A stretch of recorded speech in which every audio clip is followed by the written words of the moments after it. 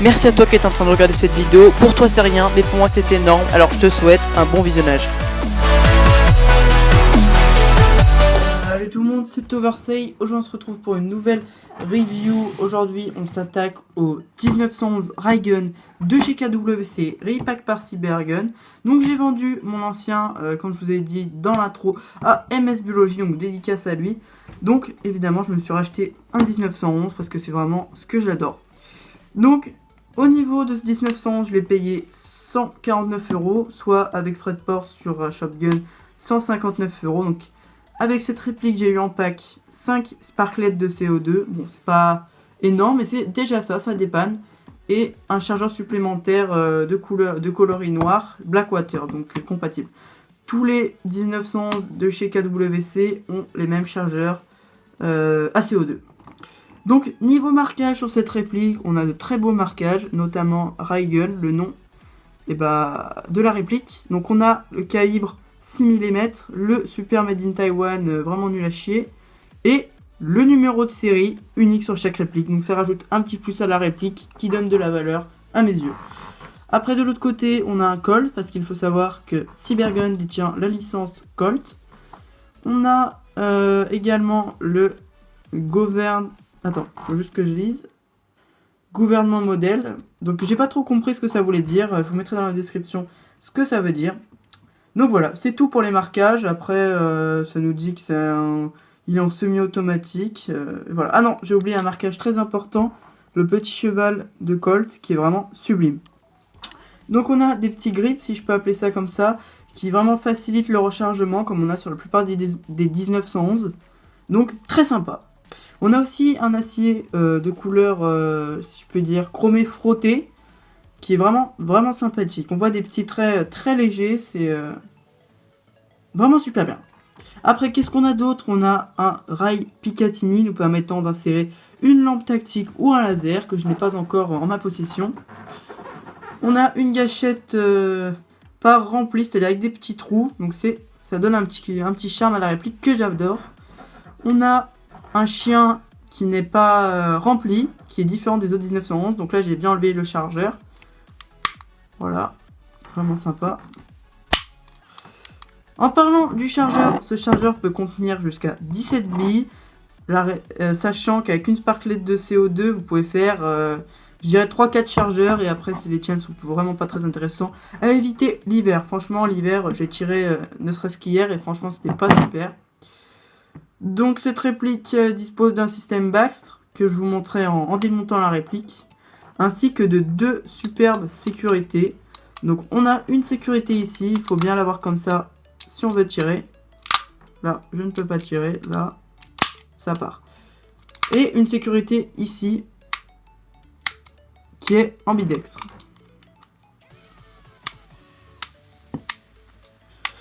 Donc là, elle arrête complètement la culasse, elle se met dans l'encoche et le tir est rendu impossible. Voilà. On a des organes de visée fort sympathiques, si j'arrive à vous montrer. Bref, voilà, à peu près ça. Qui sont vraiment très précis, que j'apprécie.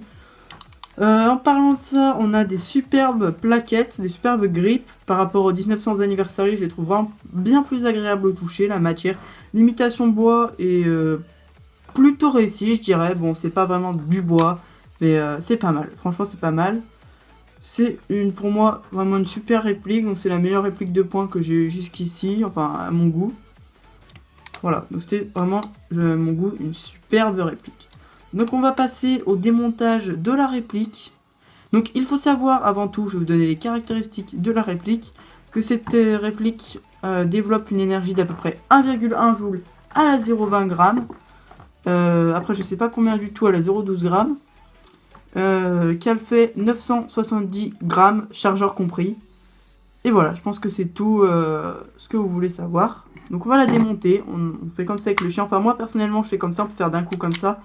Mais ça abîme moins la réplique. Passer ça en arrière. Hop. Jusqu'à... Attendez. Que l'arrêteur de culasse, on peut ça comme ça, soit dans la petite fente comme ici. Vous poussez derrière, il y a un petit bouton noir. Je vais vous le montrer. Attends, je le remets juste sur la position. Hop. La sécurité est vraiment assez fragile, donc enfin quand je veux dire non, pas, elle est pas fragile, mais c'est à dire que à peine vous bougez un peu le pistolet ou si vous bougez trop, elle s'active directement. Donc là je presse le petit bouton, je saisis l'arrêtoir en face et le voilà. Bien. Voilà. Je le retire et la culasse s'en va automatiquement. Donc là on dispose de deux parties de la réplique. Hop là. Donc vous pouvez démonter tout ce qui est là en retirant le ressort, en appuyant ici pour sortir le canon. Donc c'est pas quelque chose que je fais souvent, je l'ai fait 2-3 fois. Hop là. Ici vous avez, je sais pas si vous allez voir dans le nom, mais à peu près à côté du trou il y a une petite molette réglable pour régler le hop-up, pour ceux qui s'y connaissent pas trop en 1911. C'est le système Baxter. C'est pour que la bille monte plus ou moins, aille à gauche plus ou moins ou à droite. Donc il est dur à roder, honnêtement, je l'ai toujours pas rodé, ça fait... En même temps je me suis pas trop attardé, c'est vraiment du tir, et ça tire droit, hein. C'est juste que si vous tirez sur des canettes comme moi des fois, de temps en temps, pour faire du tir quoi, et bah il faut le régler. Donc j'ai une petite astuce que je vais vous présenter pour pas abîmer, parce que là on voit qu'on ne peut pas trop pousser, sinon ça va vraiment abîmer la réplique, donc vous... Là en fait vous voyez pas, il y a une petite encoche qui gêne, vous tirez, hop, vous le descendez comme ça, et vous réactivez, enfin vous redescendez le chien, et voilà. Après, pour le remontage, c'est pareil que pour le démontage, on insère la petite fente vers le carré, hop, et on remet le petit arrêteur de culasse, voilà, hop, si j'y arrive, c'est mieux, voilà, donc la réplique fait de nouveau un, voilà. Hop là. On va remettre le chargeur. Ok, donc ce que je vous ai pas précisé encore une fois sur la réplique, c'est qu'elle possède au niveau du chargeur, je sais pas si vous voyez là, un petit trou où on peut mettre une dragonne si je puis dire. Enfin, je sais plus si ça s'appelle comme ça ou pas, mais on peut mettre une dragonne. Donc c'est plutôt sympa pour l'accrocher si on n'a pas de holster ou si on la fait tomber tout le temps. Donc personnellement je pense que je vais adopter pour cette technique ainsi que pour une lampe tactique. Donc voilà tout le monde, c'était Oversay. Juste après ça vous allez avoir un petit test de tir. Je ne sais pas vraiment sur quoi parce que je ne l'ai fait pas à l'avance.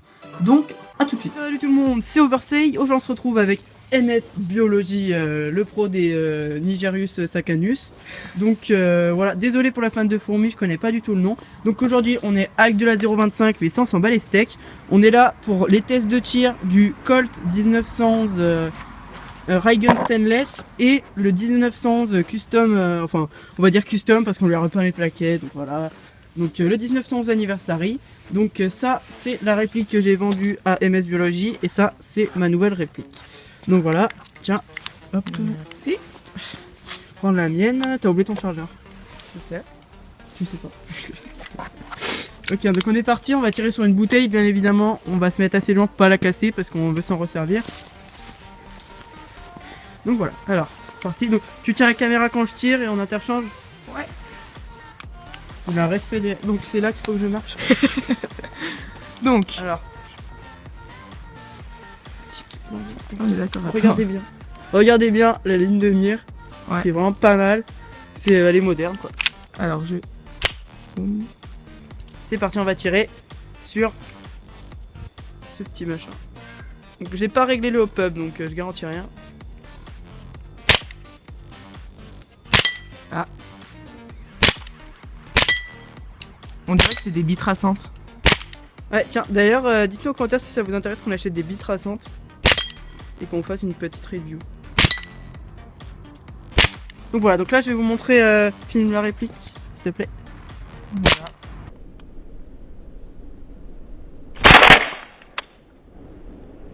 Voilà.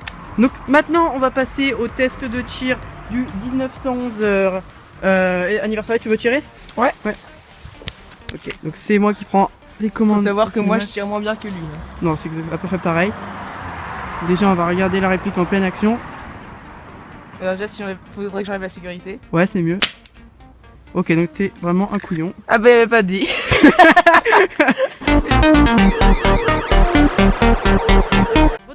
désolé, ce couillon a oublié de remplir son chargeur. Enfin, la légende dit que c'est moi qui ai oublié, mais non, c'est pas moi. Donc, c'est parti, on se retrouve pour le 1911. C'est parti. Désolé.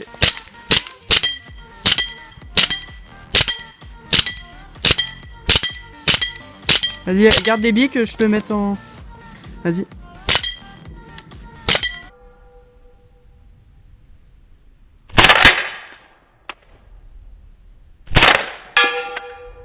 Donc là, il y a une... attends, vas-y, je prends la mienne, s'il te plaît, Trazo. Il y a un petit truc pour... si vous faites des vidéos et vous voulez montrer... même sans billes... Attends, vous abaissez le... Je sais plus comment ça s'appelle. Vous laissez appuyer et vous tirez. Merde. Bon, après, quand la sécurité se lève pas, c'est mieux. Parce que je y arrive pas. Voilà, bon, on s'en fout un peu. C'était Merci. ma petite technique.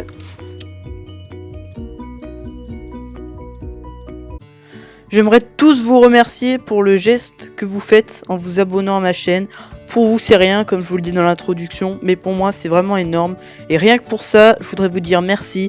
Je remercie également tous ceux qui se sont abonnés à la chaîne d'MS Biologie, que je mets à chaque fois dans la description. C'est vraiment super sympa de votre part, vous savez pas comment c'est... Enfin, ce que c'est, quoi. Franchement, merci tout le monde.